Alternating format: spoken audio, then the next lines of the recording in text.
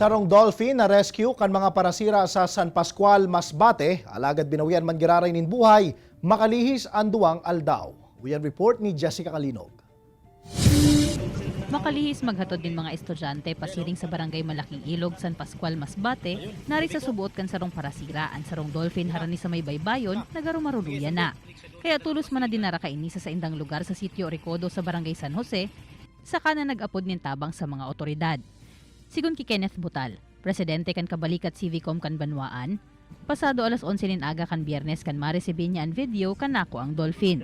Kaya tulos niya man na inapodan ang Philippine Coast Guard asin ang sa indang Municipal Environment and Natural Resources Officer Dapit Digdig. Both parties, Philippine Coast Guard at yung Minro, nag-order po sa atin kung makapunta daw po ako doon. Picturean ko yung harap, then sukatin kung ilang sentimetro. Di kasi sila makapunta, madam, kasi yung Minro po ay sa pagtawag ko, andun sila sa Naga City. Kasi majority ng mga tauhan nila sa Minro ay may nag-take po ng board exam sa civil service. 170 centimeters ang laba kan dolphin. Sa tansya ninda, nasa 30 kilos man ang gabat ka ini.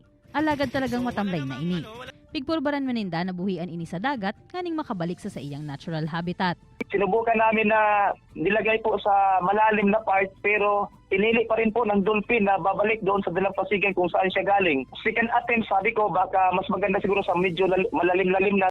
Nirelease pa rin po namin at we found out, yun pa rin po ang nangyari. Kaya dahin na pigpurbaran otro ninda Kenneth na buhian ini. Asin nagdesisyon na halato na sana ang pag-abot kan sa indang Menro. Alaga dahin na ininaabutan na buhay kan Menro designate na si Jerome Morales kan LGU San Pascual. Humingi din kami ng advice from BFAR kasi namatay na, wala naman kami veterinary doctor dito sa San Pascual. Kaya ang sabi niya, ma'am, ipalibing na lang daw po.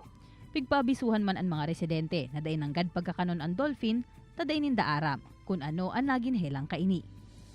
Ini si Jessica Kalinog, Balitang Bicolandia.